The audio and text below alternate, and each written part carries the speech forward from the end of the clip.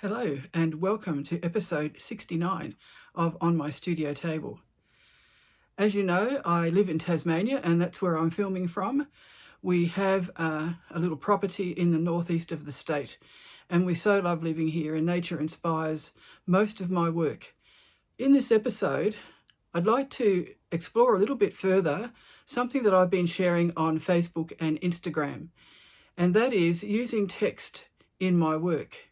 This was triggered by a request from another artist who was putting in a book proposal to explore the idea of text, particularly used in collage. And it's something that I have used for many years, not just for the meaning of the words themselves, but as visual impact also. Sometimes they are very obvious, sometimes they are more obscure.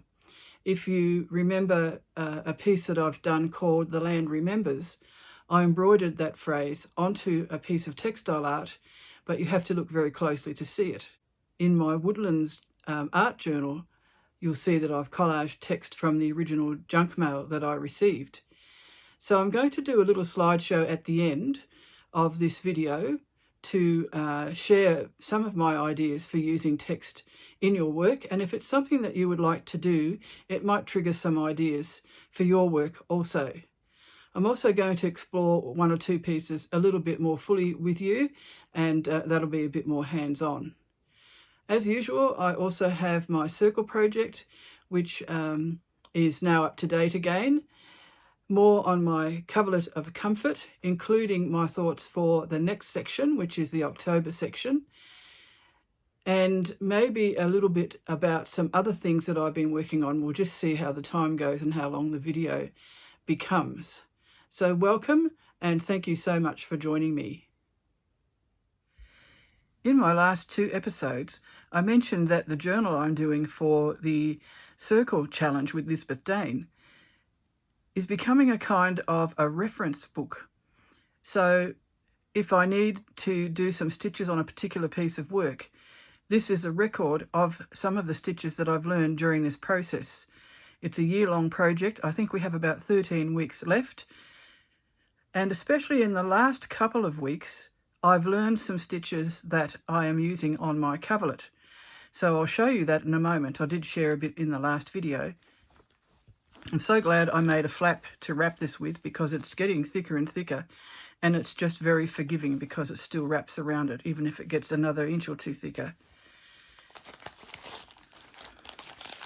I mentioned to you that this stitch has ended up on the September section of my coverlet, and that's called a coherent triangle stitch. Then in the next 2 weeks, we did two different exercises. This one was a kind of a circular blanket stitch, and this one is a variation of the fly stitch. This one I found quite surprising, and both of them I found very inspiring. When I showed you this last time, I'd only done these pink sections, but yesterday I was looking at it and I thought, no, it needs a little bit more. I used some of the cream pearl cotton that I have to make some smaller circles on this piece. That actually coordinates it really well with week 39. What we needed to do was we needed to start with some kind of motif, either from a piece of lace or a doily, and another suggestion was to make one yourself if you like to crochet. I do like to crochet, so I just made a very simple 6-pointed medallion or motif, and that became my centerpiece for this piece. When I say centerpiece, I mean it's the focal point, because I decided to offset it.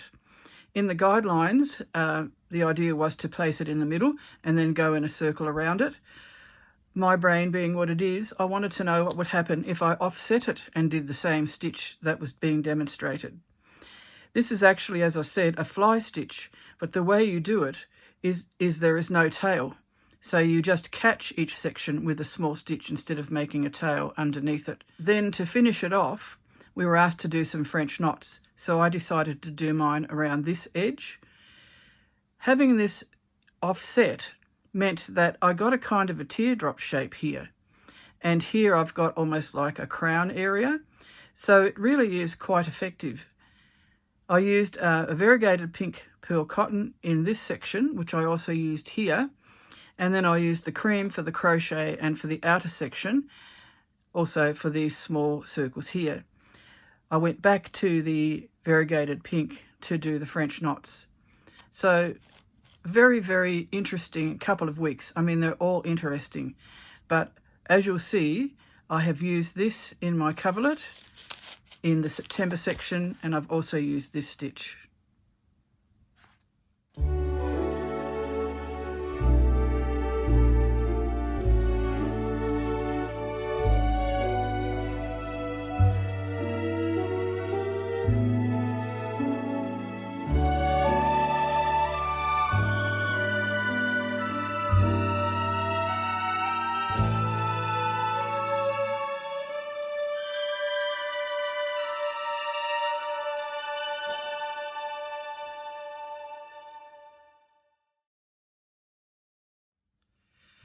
This is the September section of the Coverlet of Comfort.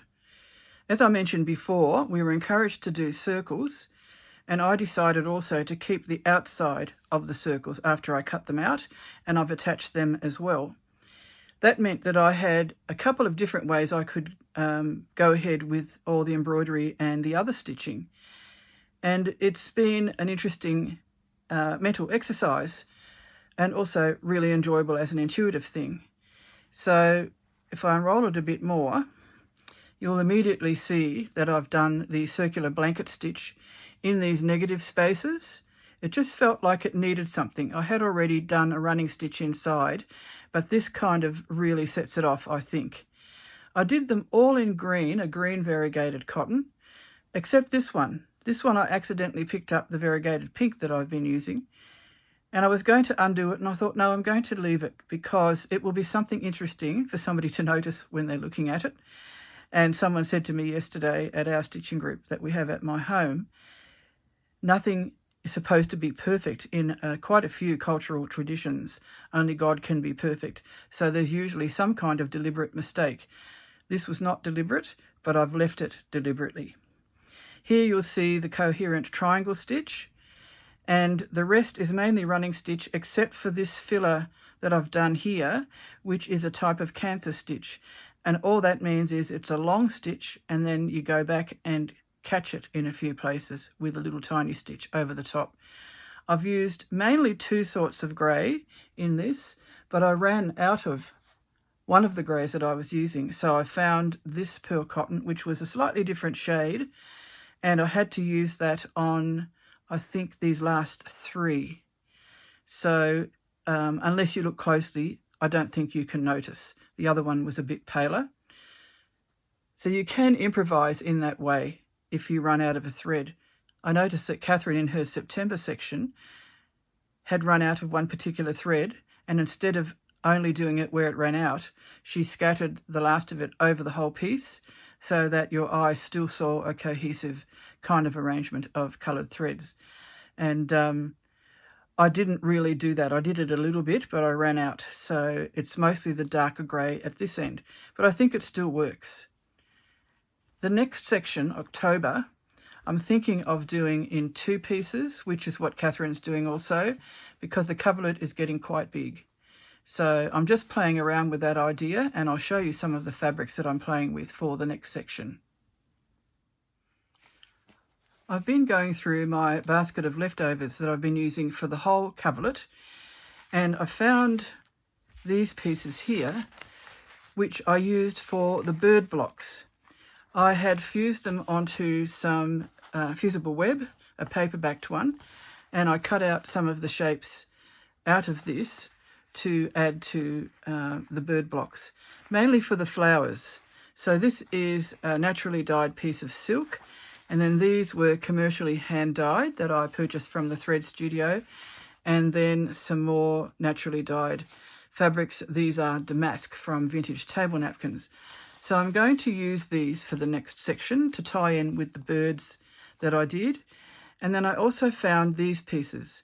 So these are all leftovers or pieces that I'd got ready for the coverlet. One thing that I did put aside was this. This is an old pillowcase. I embroidered this when I was about 11 or 12. And when we were first married, we used it on our bed, used both of them on our bed. And then they started to wear out, and you can see some of the embroidery has worn off here. And I found it when we first started the coverlet, and I thought, I'm going to use this somewhere. The white is a bit discoloured because of age, and I quite like that because otherwise I probably would have tea-dyed it. And I'm going to use sections of this in the October section of the coverlet. We're doing kind of a mosaic of squares.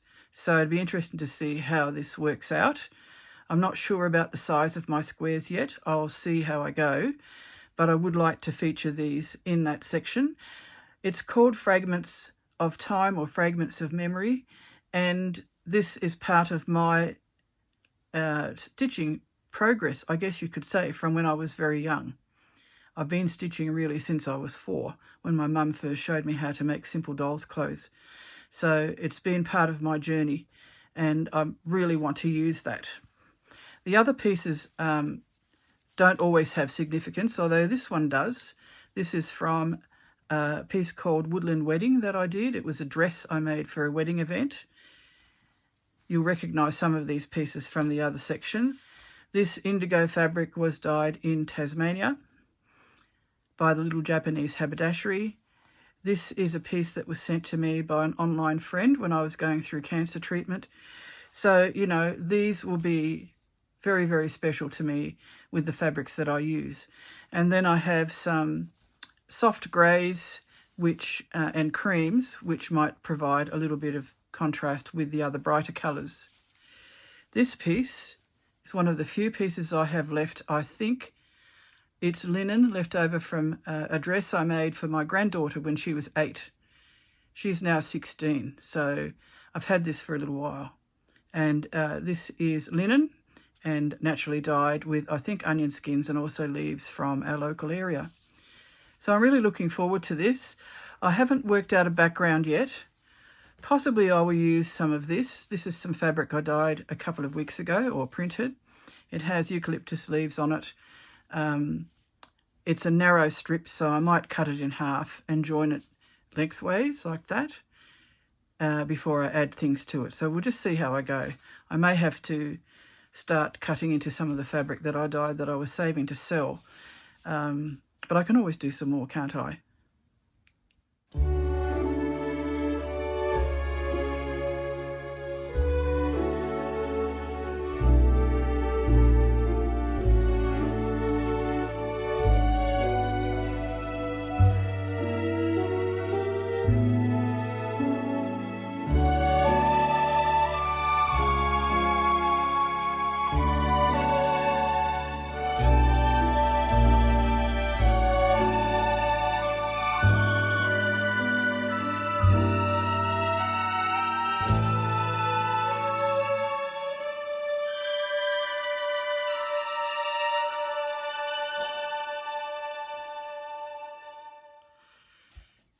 In the last episode of On My Studio Table, I shared some photos that I took at the Stitching and Beyond exhibition in Hobart.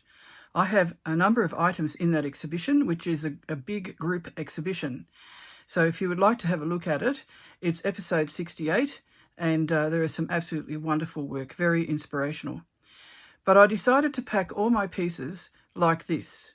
So this new Woodlands art journal that I'm almost finished, I decided to do the same thing. I had a box just the right size. I did a printout to put on the front. Sometimes I use this just to show what's in the box, but other times I use it to show how to display a piece. For example, the triptych with the eagle on it, called Airy, needs to be hung in a certain order, so the photo actually shows the order that it needs to be displayed in. So it's also a really good way to store it, and I'm using upcycled materials. When I open the box, you'll see that I've wrapped it in tissue. Now this is recycled tissue paper. It may not be acid free, but it does protect it from damage to the edges of the pages. I have had a look at the cost of conservation tissue and boxes, and they are very, very expensive. So I'm just going to use what I have. When I open the tissue paper, you'll see my journal there, and it's just easy to keep it in order as well while I'm working on it. I mentioned last week that I only had one more page left to do, which was the last page. So I'll just show you that. I actually glued this morning. I use a glue stick for most of this. UHU I find very good, and a Pritt stick also I find very good. This is nearly finished and I had just enough to glue this down. I've mentioned before also that I like to keep some of the background showing. In this one, it's a piece of my eco-printed paper, and you can see some rusty can here and some leaves and some very dark colours because of the rusty can that I used when I did the bundle for eco-printing. These pieces of paper are from the material that I get from a conservation group, as I've mentioned. I've actually incorporated 3 different months because they all seem to be on a similar theme. It was about woodlands, soil health, and the animals that depend on the woodlands for their habitat. There's some beautiful, like a watercolour type of artwork on some of it, and I've used that in the wetlands journal as well as this woodlands one. This is a small wallaby, which is endangered, and I was quite shocked that in the material that I got, it said that Australia has the fastest rate of mammal extinctions in the world. That is not something for us to be proud of as a country. And I really, really hope that the people who are in positions of responsibility who can make a difference will make decisions that will help the environment, because ultimately that helps us also. We depend on the environment. And then I put the word missing, because some animals now are missing, some will be missing soon. So this whole journal, and also the wetlands one, are themes after my own heart. We are trying to be responsible with our property, and that's a very small piece of land compared to the wider scheme of things. But if every person tried to make a difference, what impact that would be on turning things around, not just locally, but much further afield.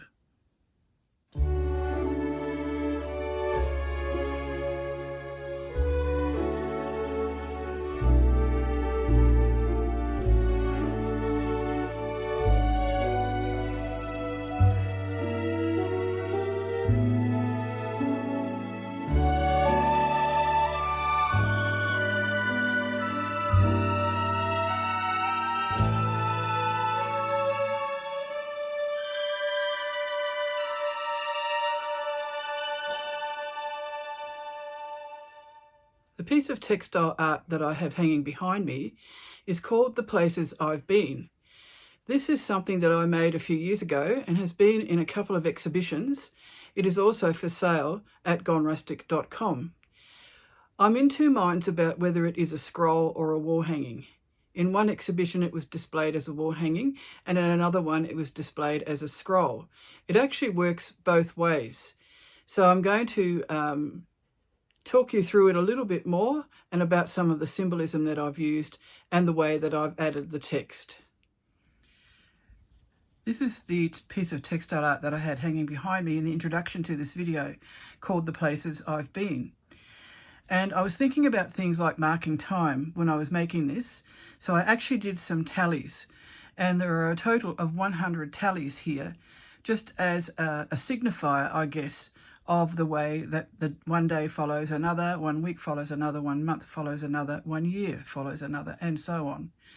And I've reached more than my 70 years now, and I just feel so privileged to be able to do this kind of work that is meaningful to me and hopefully meaningful to others. As you can see, I've done some rust printing here.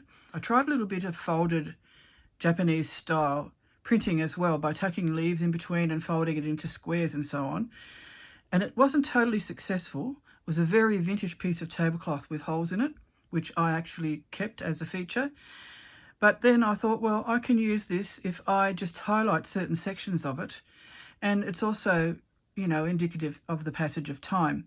So I did seed stitch in the shadows of the leaves, and I left the leaves themselves, the leaf prints, exposed.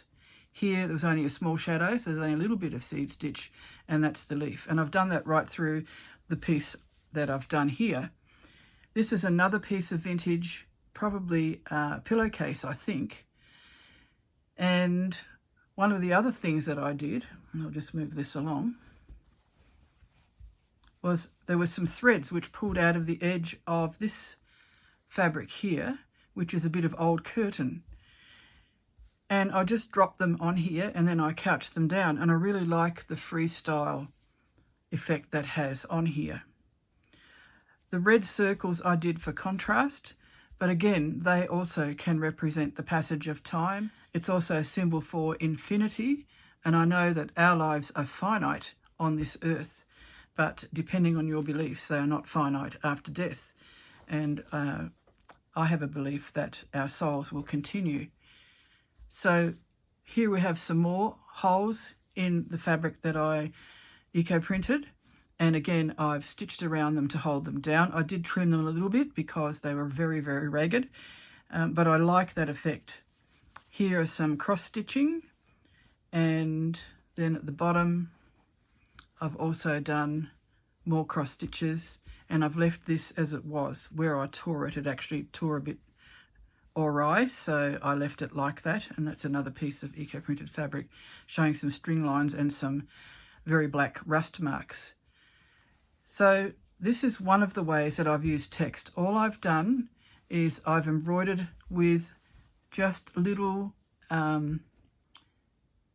straight stitches. I didn't do anything very complicated. I'll hold it up so you can see it a bit better.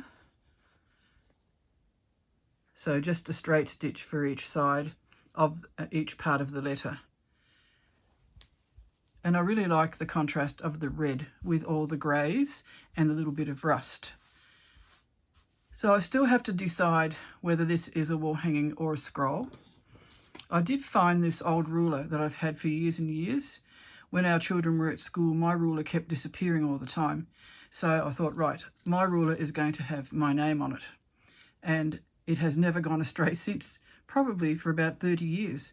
So I thought, because of the marking of time and the fact that this is a measurement piece, maybe I could slot that into the little pocket that I made. This did have a cardboard tube in it when I had it displayed as a scroll, but I'm thinking about maybe using this so it can hang up. I'll have to think about it, I think.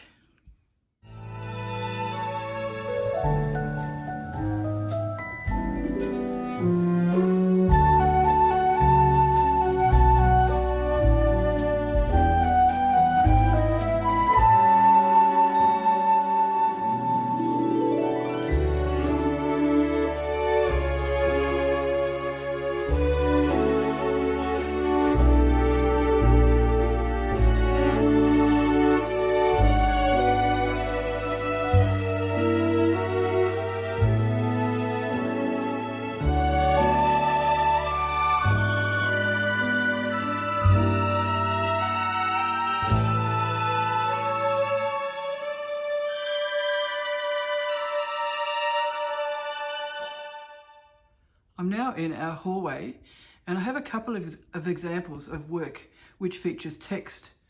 And this is one that I have shared before. This one is called When Love Grows Cold. And it's about the sadness that a woman can feel when her love is not appreciated and her gifts are not valued. So here I've embroidered When Love Grows Cold. This has all been naturally dyed or eco-printed. The background is a piece of brocade that's been eco-printed with leaves from around where I live. And then I've done some shapes of garden plants or garden leaves from where we were living at the time. So we've got rose, liquid amber, Japanese maple, I think, and some flowers that were growing in the garden. And I just traced their shapes, the actual items, and then embroidered them. The slip was one that I dyed with onion skins, and it was quite damaged, especially at the top. If I come closer, you'll see. So I couldn't sell it as a garment, and I thought, well, maybe it can become a wall hanging. So that's what it's become. This has been in several exhibitions and is now for sale at gonrustic.com.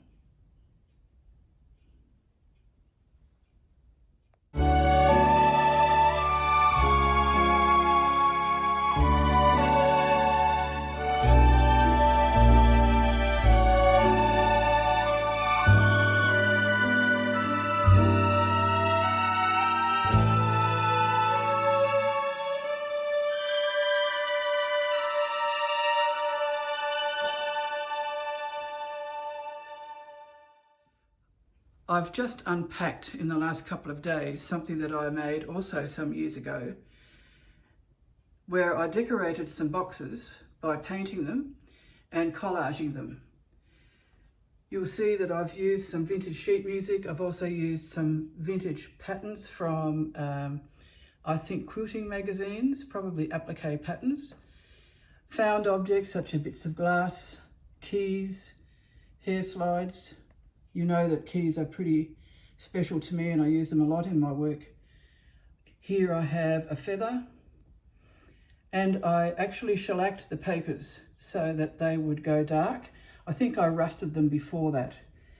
So when you open the box, you'll see that I've done something with silk. These are silk bonnets which I've hand stitched from naturally dyed fabrics, and also the ties are silk gauze, which were very dark because of the iron in the mix.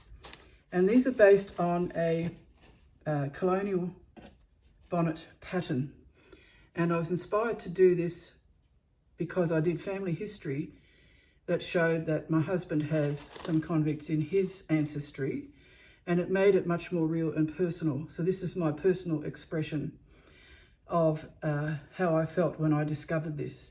So each box has one of these bonnets in it, and they're all slightly different.